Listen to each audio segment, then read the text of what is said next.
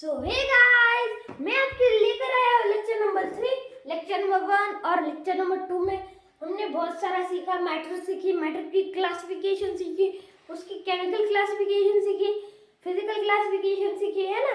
ये तो पता होगा आपको। अब एक बार रिवाइज कर लेते हैं, ठीक है। मैटर था, है ना, मैटर था।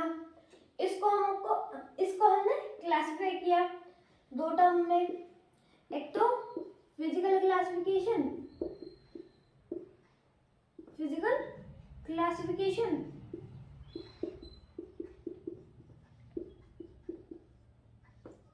और दूसरी तो केमिकल क्लासिफिकेशन, है ना। दो पार्ट्स में डिवाइड किया था।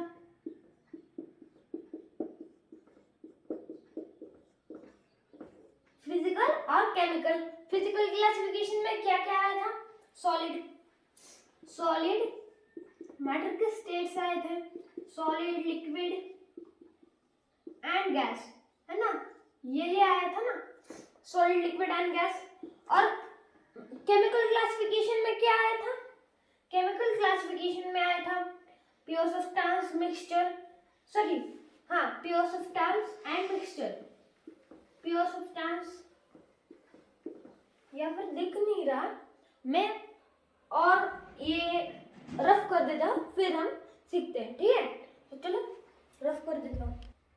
अभी हम कौन सी क्लासिफिकेशन के बारे में पढ़ रहे थे? केमिकल क्लासिफिकेशन, है ना। Chemical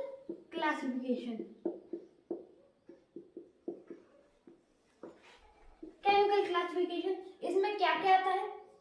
pure substance,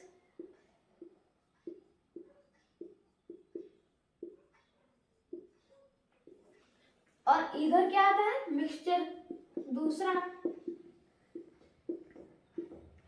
pure substance के अंदर दो टाइप्स होते हैं, स्टेट्स होते हैं, है ना। एलिमेंट्स एंड दूसरा कंपाउंड्स।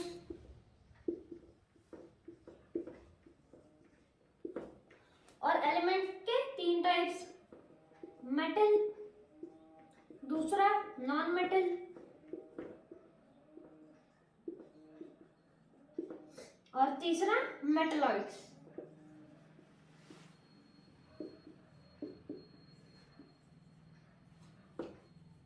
मेटलॉइड्स, ठीक है ना।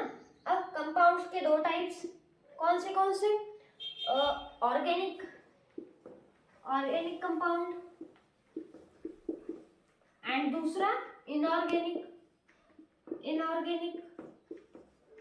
है ना। यही था ना, ऑर्गेनिक, इनऑर्गेनिक, ये तो सबको पता होगा। अब फिर हमने क्या शुरू किया? अभी पता लगाते हैं। तो चलो, मैं अभी मेन पॉइंट्स ही ले रहा हूँ, ठीक है। फिर हमने क्या किया? क्लोरीन था, है ना। ये कह रहा था इसका मास 35 है। दो आइसोटोप्स थे ना, आइसोटोप्स। और ये कह रहा था मेरा मास, इसका मास 37 है। ये कह रहा था 37 है और ये कह रहा था 35 है। फिर हमने इनको क्या खिलाया? इनको आम खिलाया। क्या निकाला? इसका एवरेज एटॉमिक मास निकाला। 75% लोग ये कह रहे थे कि मेरा मानना है कि इसका मास 35 है, और 25% क्या कह रहे थे? इसका मास 37 है, क्लोरीन का। आइसोटोप्स क्या होते हैं? जिसका एटॉमिक नंबर सेम होता है एंड मास नंबर डिफरेंट होता है। Atomic number same, mass number different, atomic number same, mass number different, उसको हम आइसोटोप्स कहते हैं, ठीक है। फिर हमने इनको क्या खिलाया? आम खिलाया। क्या खिलाया? आम खिलाया। फिर हमने इनका क्या निकाला? एवरेज एटॉमिक मास निकाला। आम निकाला, इनको आम खिलाया। एवरेज एटॉमिक मास, उसका फॉर्मूला क्या है? आइसोटोपिक मास, पहले तो ये साइन था प्लस का, इसको प्लस बोलते हैं, है ना। ये प्लस का साइन दिखाता है, मतलब पहले ये साइन होता है, मतलब ऐड करना। फिर isotopic mass into percentage abundance, मतलब अब यहाँ पर आइसोटोपिक मास कितना है 35 इंटू 75 प्लस ये साइन क्या दिख रहा है प्लस का, इसलिए हमने प्लस किया 37 इंटू 25।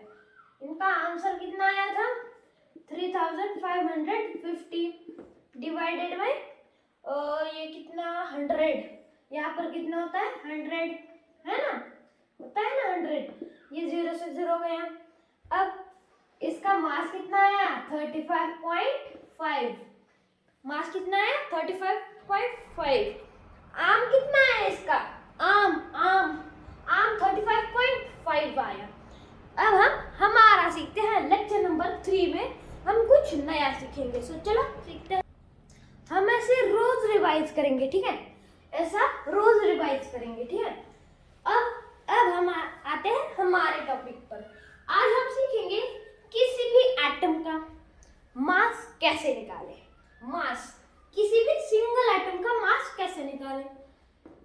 मास आज का हमारा टॉपिक क्या है, मास of an atom, mass of an atom. किसी भी एटम का मास कैसे निकालें, उसके लिए फॉर्मूला तो है लेकिन वो बहुत लंबा चौड़ा है, इतना कौन करेगा यार।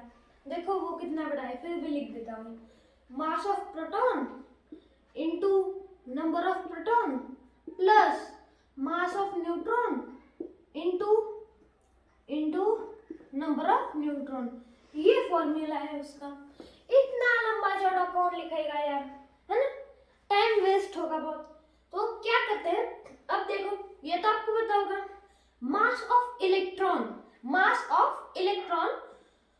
मास ऑफ प्रोटॉन और न्यूट्रॉन के रिस्पेक्ट में कितना छोटा है, ये तो पता होगा ना आपको, बहुत छोटा है ना। मास ऑफ प्रोटॉन और मास ऑफ न्यूट्रॉन का मास इक्वल होता है, सेम होता है ना, ये तो पता होगा आपको।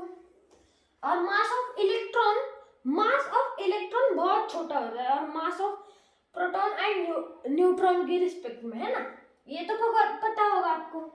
अब इसी से हम दिमाग लगाएंगे, ठीक है। अब यहाँ पर जैसे mass of proton into number of proton है, जैसे इधर हम प्लस मास ऑफ प्रोटॉन भी तो कर सकते हैं क्योंकि इनका मास तो सेम है, मास ऑफ प्रोटॉन का और मास ऑफ न्यूट्रॉन का, है ना। इसी तरह एक फॉर्मूला बनता है इनका छोटा वाला, ठीक है, छोटा वाला फॉर्मूला है अगर हमें मास ऑफ एन एटम निकालना है। तो चलो वो फॉर्मूला लिखते हैं। उस फॉर्मूले का नाम है, क्या होगा वो फॉर्मूला, देखो वो फॉर्मूला है, मास नंबर होता है ना, मास नंबर जिसको हम ए से रिप्रेजेंट करते हैं और एटॉमिक नंबर को जेड से। अब जो मास नंबर होता है ना, उसको आपको किससे मल्टीप्लाई करना है पता है, मास नंबर को आपको किसी भी एटम हो उसके मास नंबर लेना है, उसका मास नंबर लेना है और उसको मास ऑफ प्रोटॉन से मल्टीप्लाई करना है, ठीक है, फिर उसका मास निकल जाएगा, ठीक है। ये है फॉर्मूला दूसरा वाला। वो पहला वाला तो आप यूज ही मत करना, वो बहुत लंबा चौड़ा है, ये यूज करना, मास नंबर क्या multiply by mass of proton, ये भी यूज करने की जरूरत नहीं पड़ेगी। मैं और एक फॉर्मूला बताऊंगा आपको, वो तो बहुत इजी है, आप चुटकियों में मास ऑफ एन एटम निकाल सकते हो। अब देखो ये फॉर्मूला यूज करके देखते हैं। एक्चुअल एटॉमिक मास निकालना है हमें, एक्चुअल एटॉमिक मास। अब आप सोचोगे एक्चुअल एटॉमिक मास अब क्या है, एक्चुअल एटॉमिक मास क्या होता है, एक्चुअल एटॉमिक मास मतलब ही mass of an atom, actual atomic mass, है ना, एक्चुअल एटॉमिक मास। अब हमें क्वेश्चन दिया है, ऑक्सीजन दिया है, ऑक्सीजन, ठीक है, ऑक्सीजन दिया है, इसका एटॉमिक नंबर 8, मास नंबर 16, इसका हमें एक्चुअल एटॉमिक मास निकालना है। कैसे निकालेंगे, मास नंबर यहाँ पर क्या दिया है, मास नंबर दिया है 16, उसको किससे मल्टीप्लाई करना है, मास ऑफ प्रोटॉन से, उसको किससे मल्टीप्लाई करना है, मास ऑफ प्रोटॉन से। मास ऑफ प्रोटॉन क्या है, 1.67 इंटू 10 की पावर -27 kg, है ना। 16 इंटू 1.67 इंटू 10 की पावर -27 kg, या फिर ये भी है 16 इंटू 1.67 इंटू 10 की पावर -24 ग्राम, ठीक है, ये भी है। अब ये तो इजी है, लेकिन इतना लंबा चौड़ा कौन लिखेगा, इतना भी। अब और एक ट्रिक बताता हूँ आपको, ठीक है। तो चलो वो ट्रिक सीखते हैं। अब एक यूनिट है, मास की यूनिट है, अब वो दिखाता हूँ मैं पहले आपको। एटॉमिक मास यूनिट, ठीक है, atomic mass unit. Atomic mass को एटॉमिक नंबर मत समझ लेना, एटॉमिक मास और एटॉमिक नंबर डिफरेंट है, ये तो पता होगा, है ना। अब एटॉमिक मास मतलब ही मास, उस एटम का मास। अब देखो एटॉमिक मास का यूनिट है AMU, AMU, ठीक है, AMU। अब ये AMU है ना, इसकी ट्रिक बताऊंगा आपको। ये मास ऑफ एन एटम निकालने के लिए बहुत इजी है, बहुत अच्छा है, हमें हमारे लिए बहुत मदद करता है वो लोगों की, है ना। अब AMU एटॉमिक मास की यूनिट पता चली, AMU। अब AMU की वैल्यू देख लो, AMU की वैल्यू क्या होगी, AMU की वैल्यू सोचो जरा। AMU की वैल्यू क्या है, 1.67 इंटू 10 की पावर -24 ग्राम, ये है AMU की वैल्यू। या फिर दूसरी भी लगा सकते हैं आप, 1.67 इंटू 10 की पावर -27 kg, मतलब मास ऑफ प्रोटॉन, ये भी लगा सकते हो आप। अब ये मास क्यों लिख के दिए मैंने आपको, ये इसके AMU की वैल्यू क्यों लिख के दी। अब इससे दिमाग लगाओ, AMU। अब देखो हमें क्वेश्चन दिया है AMU, अब यही लगाते हैं। अब क्वेश्चन दिया है मास ऑफ एन एटम निकालना है, ठीक है, मास ऑफ एन एटम निकालना है। जैसे हमें ऑक्सीजन दिया है, ठीक है, समझ लो, या फिर कार्बन दिया है, कार्बन समझ लेते हैं। कार्बन दिया है हमें और उसका मास निकालना है। हम क्या करते हैं, ऑक्सीजन का मास नंबर लेते हैं 16, सॉरी कार्बन लिया है ना हमने, तो कार्बन का मास नंबर 12 और उसको किससे मल्टीप्लाई करते हैं, वो इससे या फिर मास ऑफ प्रोटॉन से, है ना, यही करते हैं ना, हमने वही किया था ना अभी। ऑक्सीजन के साथ 16 इंटू 1.67 इंटू 10 की पावर -27 kg, यही किया था ना। अब ये करने से हमको क्या मिल जाएगा भाई, इतना करने से हम AMU तो लगा सकते हैं ना। AMU की वैल्यू क्या है, 1.67 इंटू 10 की पावर -24 ग्राम, या फिर मास ऑफ प्रोटॉन की वैल्यू, है ना। AMU की वैल्यू है इतनी, उससे हम AMU ही लगा देते हैं ना। अब देखो हमें कार्बन दिया है ना, कार्बन दिया है हमें, ठीक है, यहाँ पर लिख देता हूँ, यहाँ पर कार्बन दिया है 6 और 12, इसका मास निकालना है हमें। इतना क्या करना है भाई, उसको 12 को इससे मल्टीप्लाई करो, उतना करने से क्या होगा, डायरेक्टली क्या करो, मास नंबर लो और उसके आगे AMU लगा दो, 12 AMU। ये क्या होगा, 12 AMU मतलब mass of one atom of carbon, निकल गया, mass of one atom of carbon निकल गया। 12 क्या हमने क्या लगाया, AMU की वैल्यू क्या है, 1.67 इंटू 10 की पावर -24 ग्राम, या फिर मास ऑफ प्रोटॉन। इजी है ना। अब इससे हम फॉर्मूला तैयार करते हैं, सो चलो फॉर्मूला तैयार करते हैं। अब मास ऑफ प्रोटॉन से फॉर्मूला क्या आ सकता है, खुद से ही सोचो। मास ऑफ एन एटम। फॉर्मूला क्या बन सकता है, खुद से ही सोचो ना भाई। क्या आ सकता है, यहाँ पर लिख देता हूँ। क्या आ सकता है, क्या आ सकता है, मास नंबर लेना है।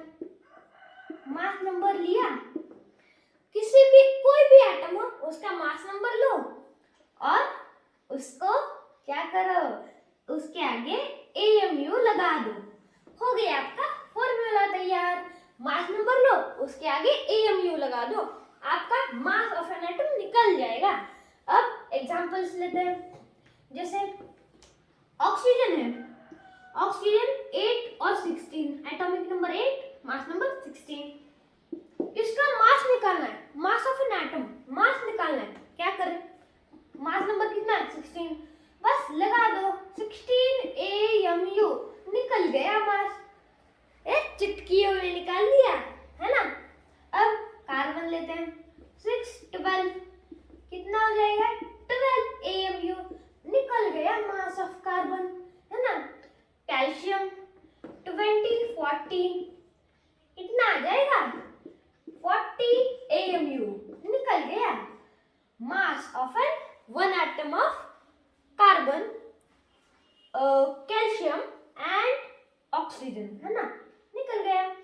अब हम कुछ नया सीखते हैं, तो चलो नया सीखते हैं। अब हम नया टॉपिक सीखते हैं, उसका नाम है मोल कंसेप्ट। मोल कंसेप्ट बहुत ही मजेदार टॉपिक है। मोल कंसेप्ट, इसकी मोल क्या होता है, मोल क्या होता है यहाँ, मोल। अब देखो एग्जांपल लेते हैं, जैसे 1 किलो है, ठीक है, 1 किलो है। अब 1 किलो मतलब कितना, 1 किलो मतलब कितना, 1000, है ना, 1000 ग्राम, है ना, यही होता है ना, 1 kilo is equals to 1000 grams. अब हम किसी के भी आगे, अब हम कह सकते हैं कि हम दुकान में जाएंगे और कहेंगे कि हमें 10 किलो चीनी दो, तो 10 किलो चीनी दो, शुगर 10 किलो शुगर है ना, 10 किलो शुगर, ठीक है, हमने दुकानदार से मांगी, तो 10 किलो शुगर मतलब 10 टाइम्स, मतलब 1000 टाइम्स उसकी वैल्यू बढ़ गई। मतलब 10 किलो मतलब क्या, 10 into 1000, उसकी वैल्यू 1000 टाइम्स बढ़ गई, है ना, यही होता है ना। अब और एक एग्जांपल, जैसे दर्जन है, दर्जन, जैसे हम बोलते हैं 1 डजन केले दो, 1 डजन केले दो, हम बोलते हैं तो दुकानदार कितने केले देता है, 12 केले देता है, 12 केले देता है ना। अगर हम किसी भी चीज के सामने डजन, किलो, ये जो यूनिट्स है वो लगाएंगे तो उसकी वैल्यू कितनी हो जाएगी, जैसे 1 डजन है तो डजन, उसकी वैल्यू कितनी हो जाएगी, 12 टाइम्स बढ़ जाएगी। अब किलो है, किसी भी चीज के सामने किलो लगा दिया तो उसकी वैल्यू है, जो है कीमत, जो है कीमत है वो 1000 टाइम्स बढ़ जाएगी, मतलब ये उसका वजन है ना। अब वैसे ही मोल है, मोल भी वैसे है, जिसके भी आगे लगा भाई उसके वैल्यू की जैसे बढ़ती है, मतलब उतने टाइम्स बढ़ती है ना। मोल की वैल्यू अभी हम सीखेंगे, तो चलो सीखते हैं मोल। अब देखो मोल की वैल्यू पढ़ लेते हैं, जिसके भी आगे लगा उसकी वैल्यू उतनी हो जाएगी। मोल की वैल्यू कितनी है, लिख लो, मोल की वैल्यू लिख लो, पहले समझ लो मोल की वैल्यू कितनी होती है, पता है 6.022। आपने 9 में 10th में किसी भी स्टैंडर्ड में ये तो वैल्यू सुनी होगी, मोल तो सुन लिया होगा, है ना, मोल तो सुन लिया होगा। आप SSC के हो, ICSC के हो, CBSE के हो या स्टेट बोर्ड के हो, किसी भी बोर्ड के हो, आपने मोल तो सुन ही लिया होगा, है ना। अगर नहीं भी सुन लिया तो कोई बात नहीं। मोल की वैल्यू कितनी होती है, 6.022 into 10 की पावर 23, इतनी वैल्यू होती है मोल की। मोल की इतने वैल्यू होते 6.022 इंटू 10 की पावर 23। जिसके भी आगे लगा भाई उसकी वैल्यू इतने टाइम्स बढ़ जाती है 6.022 इंटू 10 की पावर 23। हम इस नंबर को, इस वैल्यू को, मोल की वैल्यू को हम एवोगाड्रो नंबर भी बोलते हैं। क्या बोलते हैं? एवोगाड्रो नंबर, है ना, एवोगाड्रो नंबर। और इसी को हम एवोगाड्रो नंबर को हम किससे रिप्रेजेंट करते हैं पता है? एन, ठीक है, इससे रिप्रेजेंट करते हैं। मैं जब भी रिप्रेजेंट करूंगा एन से करूंगा, ठीक है। एन, मोल को एन से रिप्रेजेंट किया जाता है, मोल की वैल्यू को 6.022 इंटू 10 की पावर 23, ठीक है। जिसके भी आगे लगा उसकी वैल्यू इतनी टाइम्स बढ़ती है। अब जैसे मैं बोलूं 1 मोल बुक्स, 1 मोल बुक्स, तो कितनी बुक्स हो जाएंगी? 6.022 इंटू 10 की पावर 23, है ना, 10 की पावर 23 बुक्स, इतनी हो जाएंगी बुक्स। अब अगर मैंने कहा 2 मोल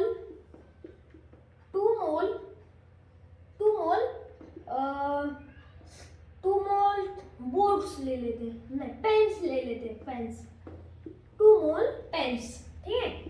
ये वैल्यू बहुत बड़ी है ना, इसको छोटा मोटा मत समझ लेना, बहुत बड़ी वैल्यू है। 2 मोल पेन्स, कितने पेन्स हो जाएंगे? कितने पेन्स हो जाएंगे? 2 इंटू 6.022 इंटू 10 की पावर 23, इतने पेन्स हो जाएंगे, है ना। अब हम दूसरा टॉपिक सीखते हैं, मतलब यही सीखेंगे इसमें से। सो चलो अब मिलते हैं इसकी अगली लेक्चर में, लेक्चर नंबर 4 में कुछ नया सीखेंगे हम। सो तब तक के लिए बाय।